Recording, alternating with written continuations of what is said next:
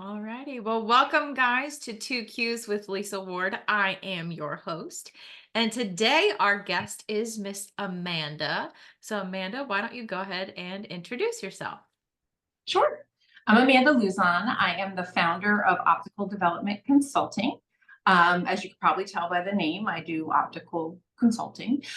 So my goal is to give private ophthalmology and optometry practices the tools needed to make their optical a revenue driving part of their business by raising profits, lowering costs, and elevating patient care. So making sure the patients are happy through all of it. Awesome. Love it. And it's so niche. It's like I It only is. consult with these guys. I know what your pain points are. I love it. Um It is. so Absolutely. yeah, I ask everyone the same two questions. And your first one Mhm. is, what do you want that you don't already have? So um, that's a hard question because I'm pretty happy with what I have. I have a why, I have the things that I want to do. But as a fairly new business owner, a little over 5 years, it's that stability, right? The right now there's a lot more ebbs and flows. So that that stability that you have when you have those dips in business, that you're like, okay, I'm going to make it through this little part and go on. Um, just knowing that you're going to make it through without having to worry quite as much, right? Mhm. And then like going on to, where do I go after that? Eventually I need to grow it. But I have to make sure that profitability wise, I can pay other people. Eventually I'd love to go into a firm because right now it's just me. So right now, that's what I don't have is other people to work with me. It's just me. So Mhm. Mhm. But 5 years, that's a good chunk of time, and you started this just prior to COVID, yes? Yeah? I did. I Yeah. did, which Yeah. was it was a little scary time. But you know what? It also was a blessing in disguise because it was the first time ever that a business owner could collect unemployment. Um, Believe me, Florida unemployment is not anything to write home about. Like you could barely eat on it. But at least I had the ability. I was able to save enough for my clients prior, and I had the ability to like get through. And I took that time to finish my bachelor's degree in business, marketing myself, putting through like talking to marketing people, sending out mailers, doing all those things that as a new business owner it's really hard to find time to do. So it actually was a blessing in disguise because it helped me build that foundation I needed. That's awesome. Yeah, use it to your advantage for sure. Yeah, and I don't sit still. um I also use that time to like ride my bike 30 miles a day and do all that. Like I don't sit still, so it was good. It gave me something to do. So Wow, 30 miles a day. That's impressive. Holy moly. I used to. And now there is a time in the day for that. A 3 hour bike ride is not there. It's not Yeah. doable. Yeah. Impressive. But Wow. Okay, so going back to answer for first question, having the ebbs and flows, finding more of a streamline consistency, mhm, potentially hiring on either another consultant or just staff in general. So second yeah. question is, what's holding you back from making that next leap? Like, what do you think Um, it is? I think it's my own brain.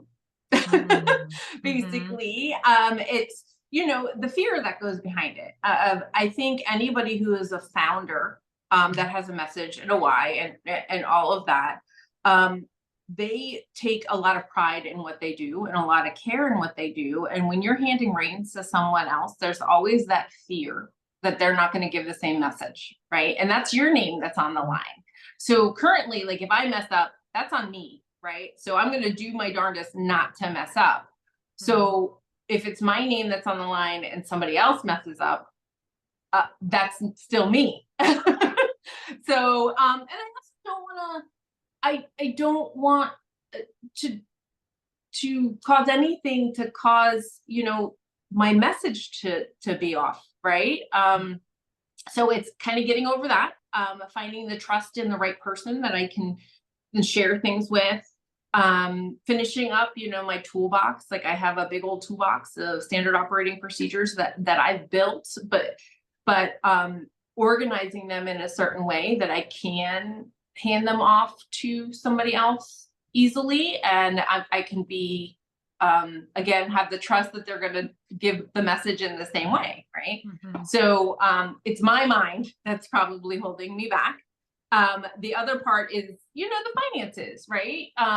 Somebody else's livelihood is dealing with somebody else's livelihood is scary. When it's my own livelihood, I'm like, okay, I'm going to make it, I'm going to push through, I'm going to make it happen. But now all of a sudden there's somebody else who's depending on me for their livelihood.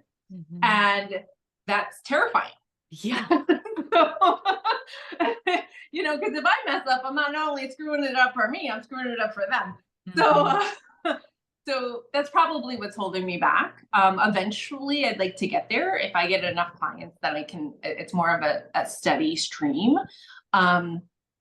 I mean, I do well, but you can always do better, right? So yeah. Especially if we had somebody else to take off, this chunk off of your plate. Think of what you could accomplish. Yeah, I actually was talking making that leap. Exactly. Like I was talking to somebody else about this the other day, and it was about, she has her own business that she started a long time ago, and she likes doing the work. So her son actually sells it for her, right? So like I like doing the work. So maybe I need to hire somebody who is a salesperson, like somebody who's going to sell my business for me. But then I'm like, oh, nobody can sell it like I can, but I got to get over that too. But it's like, what part do I want to hold on to? Because I can't do it all, right? Eventually something's got to go. So yeah, I've heard, client referrals are always the best. Like they've experienced the process. I've had somebody say, ask your clients to explain what you do. Or even like a referral partner. So if the messaging is not clear, it's like, oh, hopefully a client, like they've experienced it, they know what the services are, they know the difference it can make, and then use what they say because it's their perspective versus our perspective. And that's what your salesperson then pitches. That's a great way to look at it, right? Because their words are probably going to be much clearer than my words. I was saying before, like, you think of your elevator pitch, and I was like, I ramble and I do a lot. How do I consolidate it? How do I condense it into, I could tell you between floor 1 and 7, so, but it's a learning process too, right? Figure it out. Oh yeah. Yeah. And I think also finding somebody who believes in the mission. I think also it's got to be a right fit, especially for smaller companies versus corporate. I mean, you can kind of plug in, you may or may not be aligned with the mission statement per se, but in a small business, you're literally a walking billboard. It doesn't matter what your role is within the company. You are always on to share the mission. And I consider myself a good leader, right? So when I am training people in the offices with my clients, I give them the tools to succeed and and I help them grow so that they can surpass me. That's what I want to do for my clients. I want their opticians, their managers, all of them to be able to surpass what I do, give them those tools, give them that foundation. So I kind of have to take the own advice for myself. Yeah. Right. Pass it on to someone else. I don't want to be that 70-something-year-old retiree should be, that's holding on too hard, and then we'll let it go. Right. So I definitely do have to take that advice from myself. I do it for my clients. So, Yeah. you know, Oh, and one you're day. not the only one. I mean, Mhm. shoot, in my industry alone, we talk about financial planning, succession planning, and it's a huge issue right now. And it's an issue in a few industries where there is a knowledge gap. And if we're not educating the next generation, Mhm. finding that next generation of talent to transfer knowledge, Yeah. whoo, Lord help us. I mean, hate to bring up what's going on in this country, but we have two very much older gentlemen that are not letting Right. go of the reins, Yeah. right? And that's the sign of a good leader, somebody who can say, like somebody who can grow the people behind them and who can say, you know what, I did that. I helped that person grow and surpass me to make this country, to make this business, to make this whatever better. Mhm. And unfortunately, you see it everywhere. Yeah. um, that people just they're not training and developing people properly to make that happen, right? Mhm. Mhm. Yeah, we see it in trade. I know the accounting world, it's really rough. Like my industry with wealth management, we've gotten a little bit better because we've talked about the statistics. So Mhm. for young people looking to get into the industry, it's a great time because we have a lot of people retiring. It's a great Mhm. opportunity to buy established firms and expand your reach. But the accounting world, like the number of people taking the CPA exam is dwindling. Oh, I Like can imagine. it's real bad, real bad. Um, but we're all hypocrites because then we don't do, the planning ourselves. Doctors Well, are the worst patients. Wealth managers, we don't have our own legacy, figured out. Attorneys may or may not have their estate planning done. So it's yeah. it's comical. We know what we're supposed to do, The cobbler but has no shoes, right? yeah, finding the time to actually execute and Mhm. follow through. But it's, surrounding ourselves with the right team so that they hold us accountable so we actually get it done. And yeah, and building that next generation. So I find myself with my clients um, building the next generation. So behind doctors, opticians are harder to hire, right? Mm, Doctors are the hardest to hire. And as we know, people jump a lot of places now, different generations jump a lot more than others. mhm. And opticians right behind doctors, if not the same, they're just as hard to hire, right? Wow. They don't exist out there. There's a lot of them that don't exist. No one as a kid goes, I want to be an optician when I grow up. Like they don't even know what it is. Half of them think it's like a baby doctor.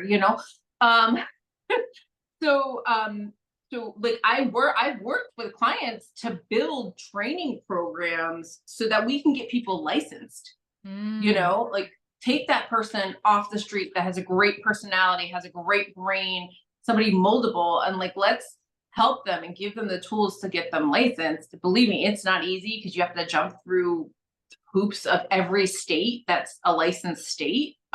23 of the states are licensed and they all have different wow. licensure programs. Oh, um, yeah. And they're not there's no reciprocity. There is a little bit here and there. For the most part, there is not. So like, I'm a New Jersey state license, so I legally can make and sell glasses in New Jersey. Florida is a totally different licensure. yeah. Pennsylvania, which like I moved to Pennsylvania 6 miles over the border of New Jersey, doesn't have a license at all. Like you need a license to groom a dog, but you don't need a license to make somebody's glasses. You know, Wow. Wow. so Ugh. but that's another part of what I want to do. That's part of my why. Like we are medical professionals. Like we should, that we're taking people's vision in our hands. We should have the training out there, whether it's a licensed state or not. There should be the training. There should be, you know, there should be a path. There should be a career path for people so that they want to be in this field. So that's another part of it, which, I hear over and over and over again how hard it is to hire. And so unfortunately, we've got to start making these people. you know, and developing these people. Yeah. Or go find the school where they can produce and then create like an internship program or Hmm. a pipeline for the hiring. Yeah. Yeah. And a lot of people already have like that pipeline, but people aren't going into the field as much. Just, you know, as an industry, optical has done a real disservice for itself. We've turned glasses into a commodity, you know, the 2 for 99s, you can get your eyeglasses where you get your toilet paper, you know, like things like Yeah. that. People forget that it is a medical device, and that is my why. Like, let's turn optical back to medical. Let's bring it back to medical, because it always was a medical device. It's an apparatus that helps you see. If you can't see, like, that's hard. Like, if I was born 1,000 years ago before glasses, I would have died very early. I would have been eaten by some animal or something, because I cannot see without glasses or contact, right? Wow. So as an industry, some of the biggest players out there are business people. So they positioned glasses as fashion, and they put the medical device behind the fashion, which I get. Everybody loves fashion. You want your glasses to be beautiful. When I was a kid, I used to hate wearing glasses. Now it's much more accepted. People like it a lot more. However, you know, now patients don't, they're like, well, why should I spend that money? Why should I care? I can get them over there compared to here. And this is way more convenient because I'm here anyway. Like, Right. so how do you differentiate that private practice? Right. And that's another part of what I do, is I differentiate those private practices, because, you know, I go into private practice and they say, you know, my competition is this wholesale, you know, this wholesale place down the street. And I'm like, that's not your competition, right? The wholesale place down the street, they already got your membership fee. You're already guaranteed to buy something else in that building rather than a pair of glasses, right? You're buying toilet paper, you're buying paper towels, you're getting a rotisserie chicken, whatever you're getting, you're spending money on that. They're making their money whether you get glasses or not, right? And what's their one thing that they have? Yes, the price, different quality product. Okay, just tell you that. Their lenses are, I'm sorry, you get what you pay for. Yeah. Their lenses, technology wise, they're about 20 years behind, because those lenses, the patent has run out of them. So that's why they were able to sell them as private label. And it takes 20 years for a patent to run out, right? But what they have you for is convenience. You are there every week, no matter what. And while you're there, go get your glasses, right? So as a private practice, what do you do to differentiate yourself? Okay, so, and you've got to do it while they're there getting their eyes examined, right? Because you are no longer convenient when they leave, right? So you need to prove to them that you understand your lenses, you're giving them the best vision possible, you're giving them the best frames possible, you're giving them an extra benefit so that they feel comfortable purchasing from you, and you've established that trust with them. The wholesaler down the street does not need to do that. You know, so how do we do that? And that, you know, like, and there's a lot of industries out there that are kind of going through the same thing, right? You can do a lot of things online. So how do they differentiate themselves so people want to go and experience their office or their shop or whatever, right? Yeah. Tangent. Sorry, I just. No, it's okay. That is a-okay. I don't think I know why you're in the space you're in. Like, what motivated you to be in that space? Like, why optometry? So I'm an optician by trade.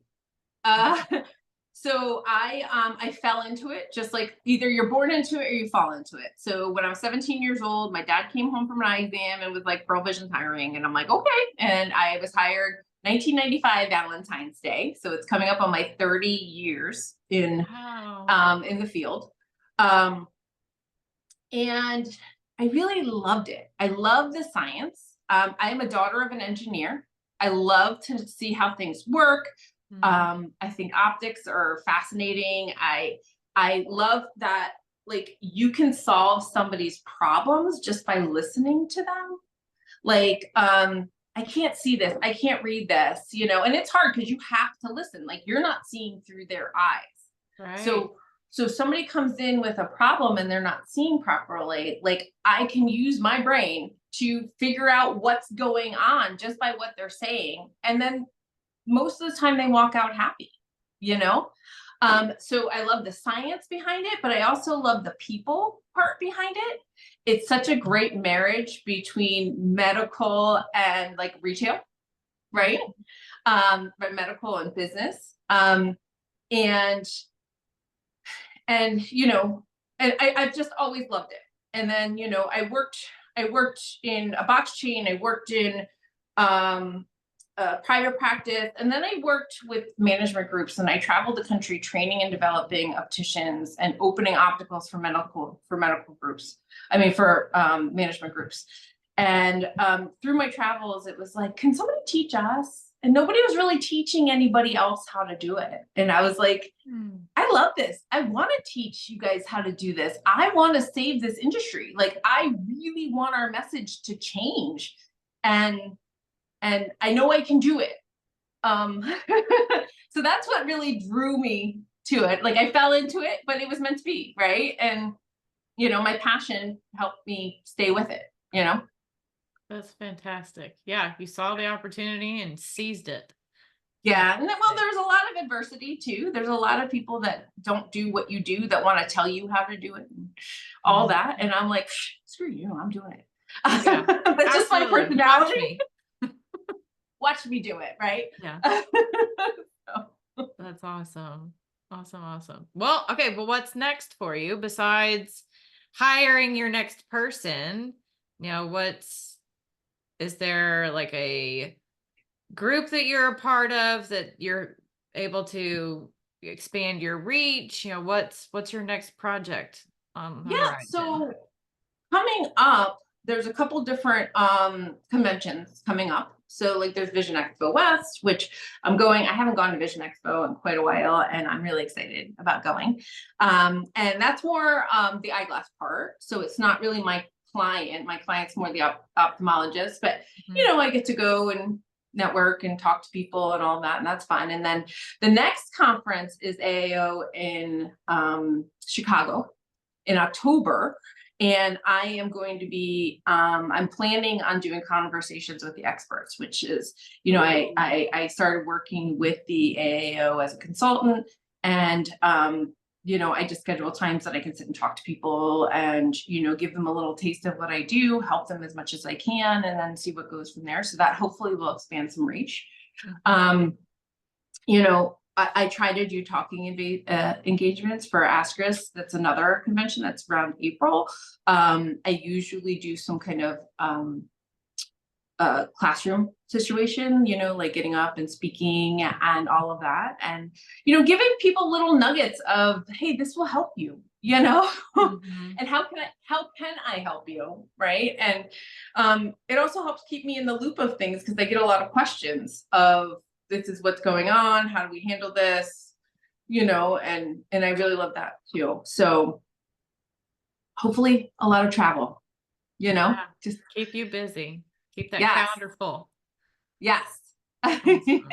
Have you seen, since it's 30 years in the industry, has there been like a regulation change or anything that you're like, oh my goodness, all of my clients need to know about this? Excuse me, I am ignorant to your industry, so I have no clue if there's even a regulation change or not. There is constant lobbying against opticians. Constant. So like I said, I believe it's 23 states are licensed. So that means the other half of the country is not, right? And the same people that kind of did a disservice to the industry by making it very fashion, they lobby against the optician, because they don't want, it's about pay. It's about pay scale, You know, they think that they can just pay somebody to sell a pair of glasses because they're pretty and fashionable. Unfortunately, the knowledge is so important. You know, like I was saying, the part I really love is troubleshooting. When a patient comes in and says, I can't see out of these, and you're like, none of it, like what's going on, you know? The fact that I can do certain things to their glasses that now they can see.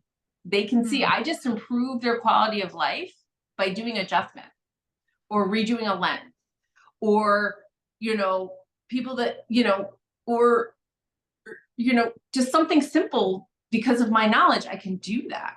You know, I've had patients that I've just had random conversations with, and they're like, you know what? I didn't know that lens existed. And I have chronic neck pain and I'm going into physical therapy to stop it. But those lenses are going to help me so that I position myself correctly in front of a computer so that I won't have to do PT. Like that's a life-changing thing, right? And unfortunately, at least once a year, some state is lobbying against opticians. Wow. That's nuts. Yeah, we do. I know personally, I can tell at the end of the day, like I have looked at the computer screen way too long. My eyeballs are tired. Yeah. So is there like I'm asking like doctor questions. A symptom for somebody who's never worn glasses, is there something that we should keep an eye out for of, "Ooh, maybe I should go get my eyes checked," or should Well, we you wear should the get your eyes Blu-ray checked. glasses and all that fun stuff? You should get your eyes checked yearly, whether you need glasses or not. It's the Okay. only place, I know people don't want to hear that. It's the only Nope. place on your body that you can actually see blood cells going through arteries and veins. Like your doctor can zoom into your eyes so much that they can see if you have other things happening in your body, like diabetes, a brain tumor. Like they can see all of that before you would notice it. Wow. So it's really important to have an eye exam as a health check, you know, just to make sure. I mean, I worked in an office that a patient went in and they called the ambulance right away. The person had like a brain tumor, you know? Oh. So it's number one, just get your eyes checked every year anyways. Okay. You don't necessarily have to go to an ophthalmologist unless you have a pathology of some sort. You can go to an optometrist and do the refraction, but the optometrist will know if there is some kind of pathology and then pass you on to the appropriate medical doctor from there. The other thing is, I don't know if you've noticed that kids nowadays, there's so many more that wear glasses. Have you noticed a lot more? Our It's screens because of are that. literally right on our face, like 3 inches, 4 inches away. Yeah. Yeah. So when I was in fourth grade and I got my glasses, it was me and one other kid that had them. And I lived in a pretty big area, right? Now half the class has glasses, and it's because of these screens. So the muscles in your eye are kind of like, and I'm not a doctor, I'm going to put that out there. The muscles in your eye are kind of like the muscles in your arm, right? They get tired. You get a Charlie horse in your leg. You get like that kind of thing, you know. And a symptom that your eyes are getting really tired is, and the muscles are working too hard, is that all of a sudden your nearsightedness, like your distance is more blurry. So you might find that you're on the computer all day and you look out and you're like, why is it blurry? Like, because you're just so tired from it. They suggest every 20 minutes, look away for 20 seconds, you know, or whatever. But people aren't doing that.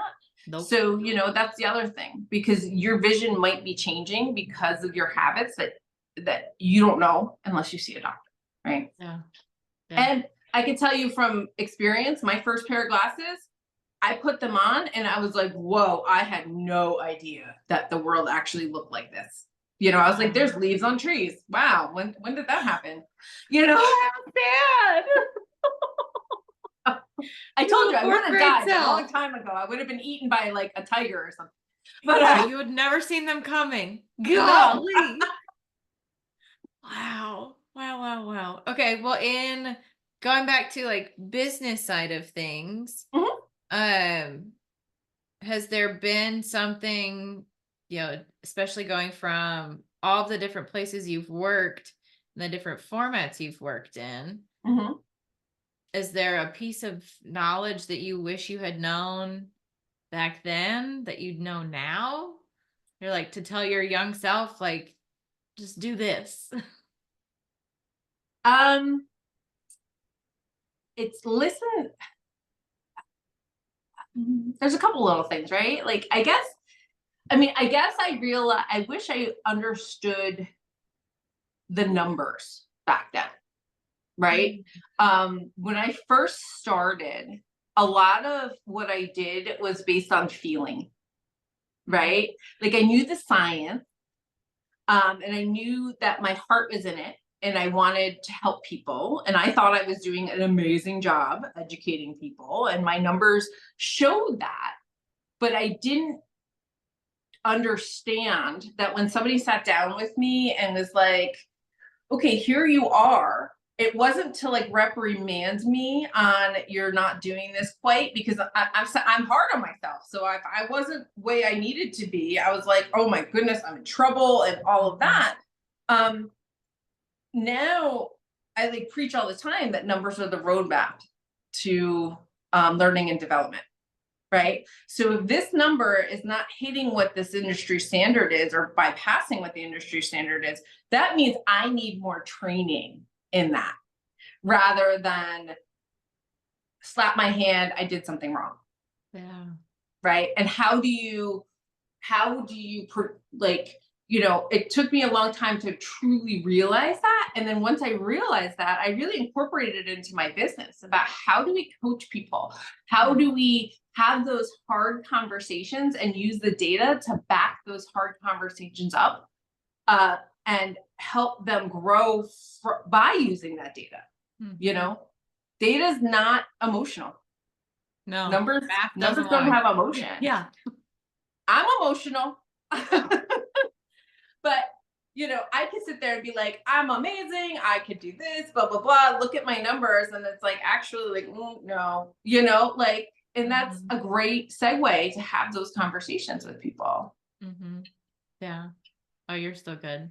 Yeah, I think especially if you're new in any career path, there Mhm. is some maturity with that. So you kind Oh of have yeah. to experience what those conversations can look like. I mean, constructive criticism, but then it also on the flip side, your leader has to also be mature enough to communicate correctly to get, the progress out of the young person. Absolutely. And like I was thinking of the same thing exactly when you said that. It was like that's your leader's responsibility. Mhm. If somebody just goes and it's like your number's this, your number's this, your number's this, your number's this, your number's this, that person's takeaway is I am being scrutinized. And I Mhm. don't like those numbers. I don't want to see those numbers.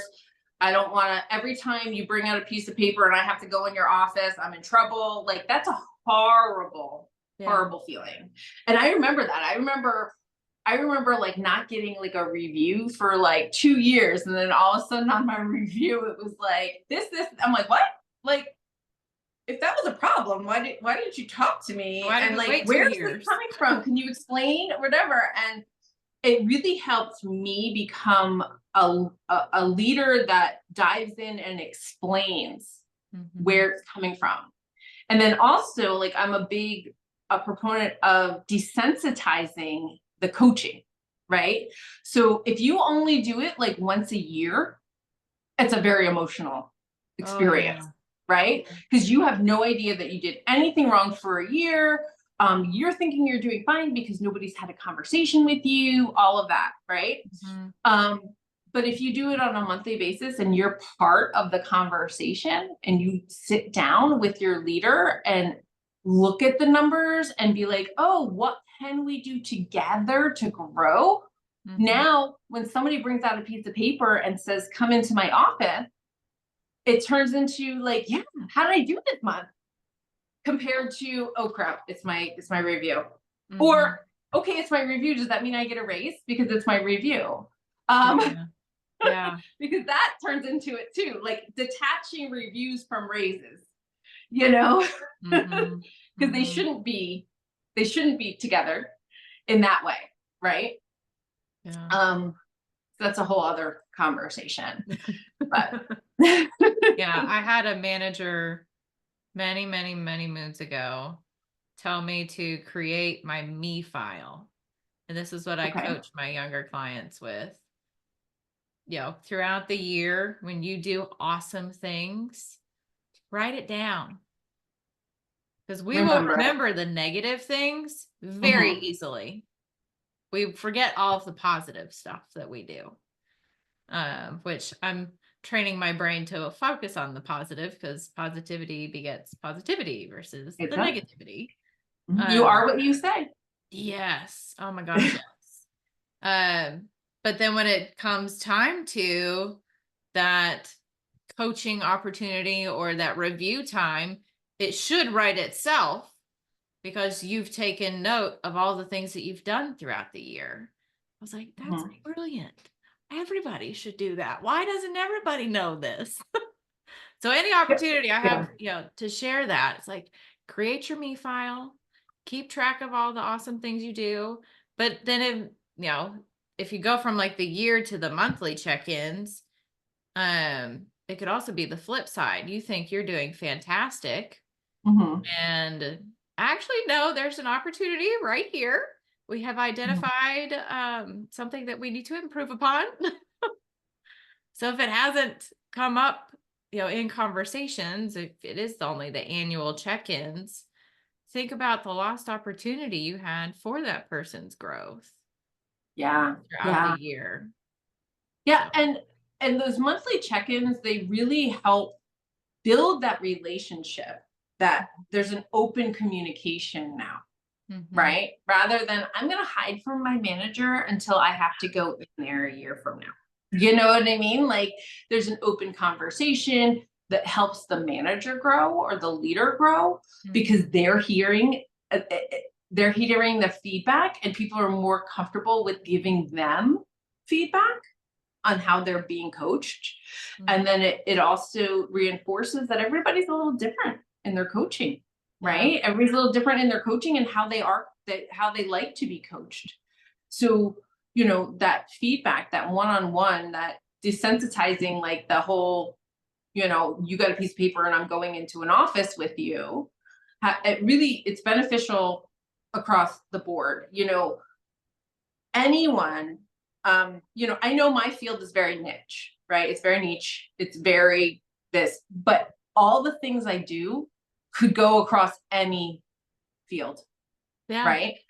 Having those conversations, um, holding people accountable. I find when I go into offices, I have some really great managers that are great masters, and they became managers because they're so good at getting the things on their lists done, but their main job is to manage the people. And Mhm. that always gets put to the side because it's daunting. People are hard. There's emotion in there and you can't time emotion. You can't, it's hard. So you have to force yourself with a schedule of we are going to sit down and do a 15-minute like check in. And if that 15 minutes turns into an hour, that's okay. But we are going to sit down and talk at least once a month, you Mhm. know? Mhm. And it's a way for the leader or the manager to hold themselves accountable, which is Mhm. hard. I mean, you were talking about the me file, and I'm like, that's hard taking time away from what your work is to type what you did, Yeah. right? Like but once you train yourself to do it, Mhm. it's phenomenal, but you have to train yourself to do it and you have to see the value in it Mhm. and make yourself do it, Yeah. right? Yeah. I mean, that could be the same thing for a business owner. What did Mm-hmm. we accomplish this year that then goes into like our business plan for forecasting for the next 5 years? Oh, yeah, Mm-hmm. we did surpass what our goal was. What realistically could we do next year? Like, what is the stretch for? I mean, Mm-hmm. it could be Well, structured in so many forecasting different ways.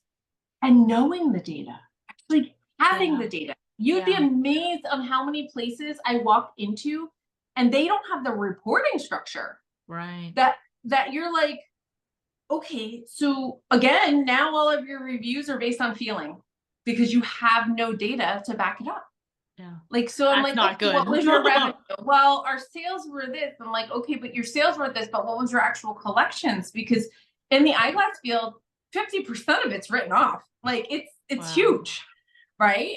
Like, or what's your average this, or what's your percentage of non-glare treatment sold, or okay, and if you go from here to here, what's your potential of how much more could you do? And do you believe in why this product is wonderful, that it's going, that you have the belief system that it can go up, Mhm. um but first thing I do a lot of times is I talk to people about their point of sale system, and I'm like, okay, so what's your reporting? And they're like, well, we kind of pull this here, and we sort of know this, and we have this built. And you're like, okay, how about a dashboard, like something that's like, here's your screenshot, like Mhm.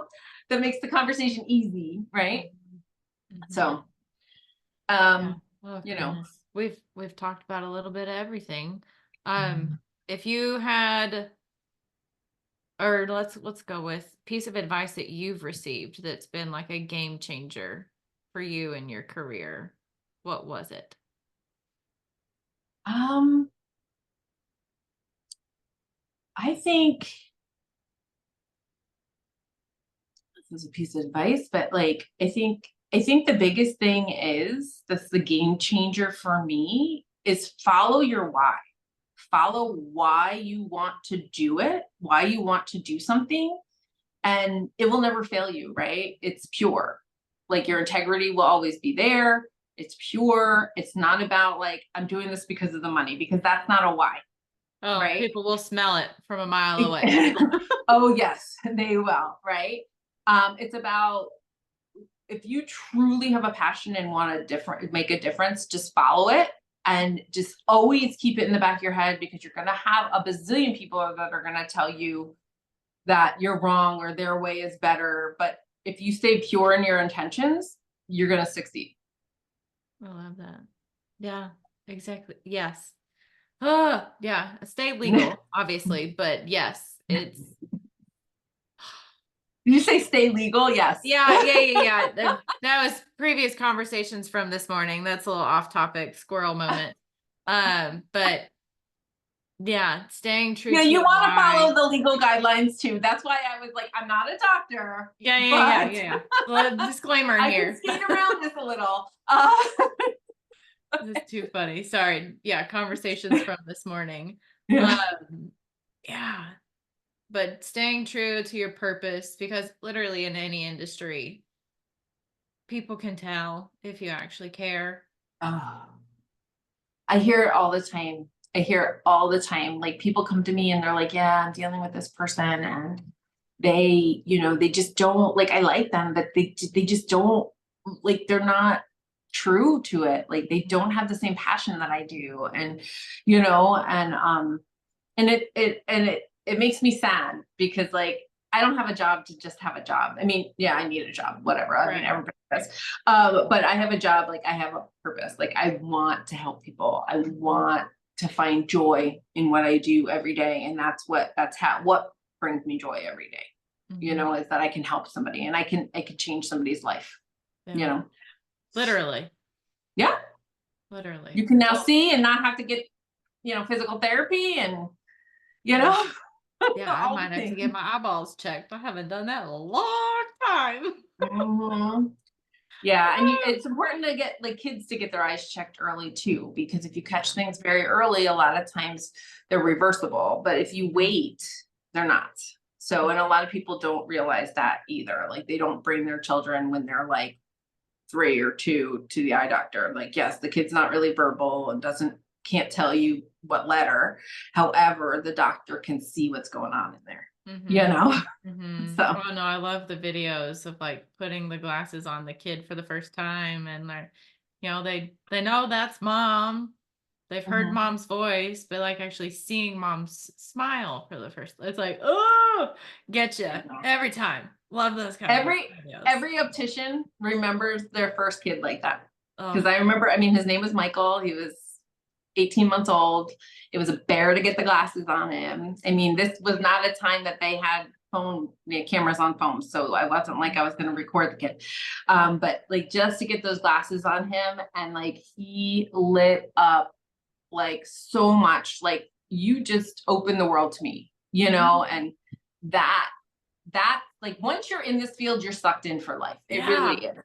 And you really are. And again, nobody wakes up and says, I'm gonna be an optician one day. Oh, well, hopefully somebody does just after listening to this. Like, you know, that we obviously already know that there's a need there, there's money there. I mean, you could open up your own practice, go into a practice, maybe buy a practice, because there's that You could do a lot. opportunity. Yeah, you can absolutely do a lot. And it's, you know, another reason why I love the field, it's great for somebody with a family, right? So you can make a good amount of money and you could work nights, you could work weekends, you could work, you know, part-time, you can do, you know, like, but you can still make a pretty good living, you know? And that was one of the reasons why I went into the field to start with too, because I was like, well, you know, one day I'll have a family, which, okay, that's a whole other story. But I'm like, but this is a good, you know, walk in and be like, okay, if I need to work nights or weekends, or if I need to do this, I can do that, you know? And I can help people and I can be around people. Like, that's why, you know, once you're in it, like you love it. Yeah, like that's how it goes. Yeah, you're stuck. Yeah, you are. It's like that octopus to the face. You're just forever. Oh, like what an being friends image with to me, end you're on. just stuck, okay? I would say the same thing for my industry. I fell into it. So it's, yeah, it goes back to the why. You truly want to help people and make a difference. So, and like people don't know that they need your help, right? They don't know. Like I said, my first pair of glasses, I didn't know that the trees really look like that. Like I didn't remember when I could see. Yeah. You know, so they don't know that they need your help until you give it to them, and they're like, wow, you just changed my life. Like, you know. Yeah. Yeah. Awesome. It's very special. Yes. Oh, absolutely. I learned so much today. So thank you so much for your time, and hope you all tune in to our next episode. Thank you. I appreciate it.